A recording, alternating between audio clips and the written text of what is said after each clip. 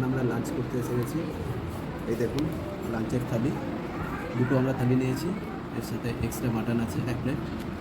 আর খাওয়ার আইটেমটা আপনাদেরকে একবার দেখিয়ে দিই। এই দেখুন, এটা হচ্ছে কলার শুক্তো, এটা দেখে মনে হচ্ছে ডাল, এটা একটা আলুর তরকারি, এটা হচ্ছে আপনার বেগুনি, আর এটা লুচি, টক দই, চাটনি, আর আলু পোস্ত, ডাল, আর এই দেখুন ভাত, ভাতের সাথে ঘি।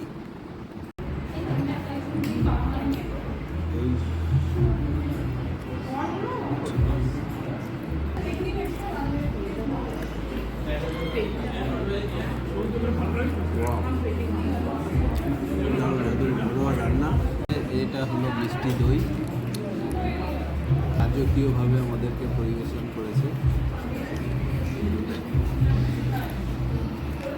এই যে একটা সুন্দর